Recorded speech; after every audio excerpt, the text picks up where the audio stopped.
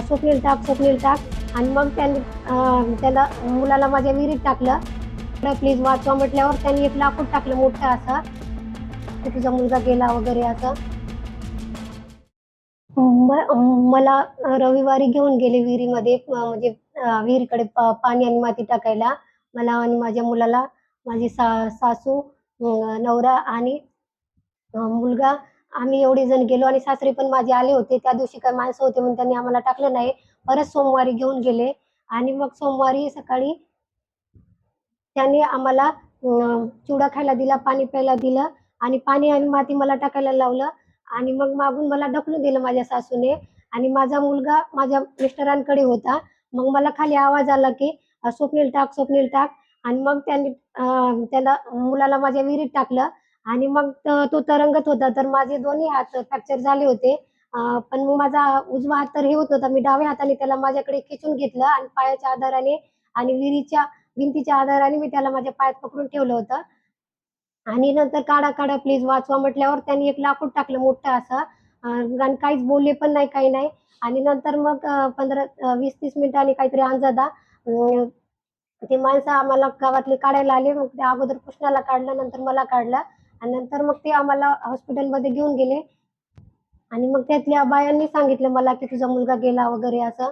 "त्याला घेऊन कशाला उडी मारली" वगैरे माझ्यावरच आरोप लावत होत्या. मी म्हटले, की "मी नाही मारली" म्हटलं.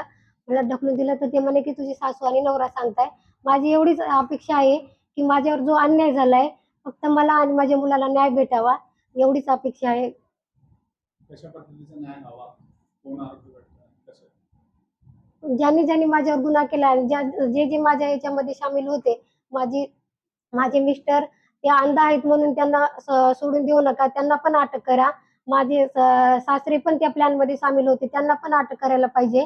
आणि माझी नणंद नाशिकला होती, पण त्यांनी पण त्रास दिलाय माझ्या मुलाला. त्यांच्यावर जी योग्य कारवाई वाटत असेल ती सरकारने करावी, न्यायालयाने. एवढीच माझी विनंती आहे. काय नाव आहे अं, तुझं? माझ्या नवऱ्याचं नाव स्वप्नील भागवत पाटील. माझ्या सासऱ्याचं नाव भागवत व्यंकट पाटील आणि माझ्या नणंदचं नाव स्वाती चंद्रकांत देसले. पोलीस कारवाई करतात का?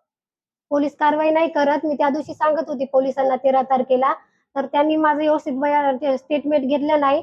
मलाच उलट सांगत होते, की "तुझा तुझा दुसरा जन्म झालाय, तुला इतका सुंदर मुलगा मिळालाय वगैरे, तू हे नको करू, व्यवस्थित स्टेटमेंट दे" वगैरे असं. आणि माझ्या नणंदचं पण मी नाव घेतलं होतं, तर त्यांनी फक्त असं घेतलं, त्या याच्यामध्ये पण आहे आता पण पोलिसांनी जी एफ-आय-आर दिली त्याच्यामध्ये, की आमची भांडणं झाली आणि मी माझ्या नणंदला सांगितलं. त्यांनी एवढाच उल्लेख केलाय माझ्या नणंदचा, बाकीचा काहीच उल्लेख केला नाही त्याच्यामध्ये. आणि माझ्या सासऱ्याचं पण नाव घेऊ दिलं नाही त्या दिवशी त्यांनी. तुझं नाव सांग. माझं नाव सरस्वती स्वप्नील पाटील. की तुम्हाला आज पत्रकार परिषद घ्यावी लागली. पत्रकार परिषद घ्यावी लागली याचं कारण आहे, आम्ही राष्ट्रीय दृष्टीहीन संघ महाराष्ट्र विभागीय शाखा नाशिक यांच्या संयुक्त विद्यमाने ही पत्रकार परिषद घेत आहोत. मी कार्यकारिणी सदस्य राजेंद्र देवरे. किनगाव येथे 13 जुलैला जी काही घटना घडली त्या घटनेत संदर्भात की अंध मुलाची हत्या झालेली आहे, अंध मुलीला विहिरीत ढकलण्यात आलेला आहे, पती अंध असताना सुद्धा अशी दुर्दैवी घटना होते आहे.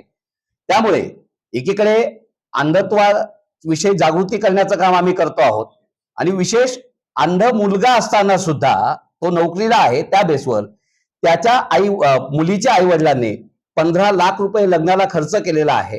असं असताना देखील केवळ अपत्य अंध होत आहे, म्हणजे आता चेक करून त्या अपत्याचा दोष दाखवणं आणि ते नष्ट करणं हा सुद्धा गुन्हा होता. पण त्या मुलीने हा गर्भपात करायला नकार दिला त्यावेळी पासून तर आजपर्यंत तिची जी काही त्या मुलाची जी हत्या झाली आहे तिला विहिरीत ढकलण्यात आलं होतं. आज सुद्धा मला वाटतं ती हाताने तिची आई तिला जीव घालते, बरोबर आहे ना? तर तिची आई तिला जीव घालते. तर संघटनेचं म्हणणं एवढंच आहे की असे जो काही नराधम, तो अंध असो की काही असो, त्याने केलेला आहे तो मुलाचा एक खून आहे. त्या खुनाआधी मुलाच्या आईला तर जे अटक आहे, पण मुलालाही ती अटक झाली पाहिजे. आणि समाजात कोणताही मुलगा दिव्यांग जन्माला येतोय तर त्याविषयी त्याचा गुन्हा आणि द्वेष हा पसरू नये यासाठी पोलीस प्रशासनाने त्यालाही अटक करावी आणि समान मुलीला न्याय द्यावा. आणि तसंच तिचं जे काही नुकसान झालेलं आहे, तिच्या आई वडिलांनी जो खर्च केलेला आहे लग्नाला, त्याची भरपाई त्याला मिळावी. आणि असं जर होत नसेल न्यायालयीन प्रक्रियेत जर दिरंगाई होत असेल तर संस्थेच्या वतीने तीव्र आंदोलन छेडलं जाईल आणि हा विषय गृह मंत्रालयापर्यंत पुढे जशी जशी प्रोसेस आहे त्या पद्धतीने लांबवून या मुलीला आणि पीडित जो काही मुलगा गेलाय त्याला आणि अण्णांविषयी जी काही सहानुभूती दाखवून त्याला सोडलं जातं, ही पोलीस प्रशासनाच्या विरुद्ध सुद्धा संघटना पुढे आक्रमकपणे आंदोलन करण्यासाठी तयार आहे. ही संस्थेची भूमिका आहे.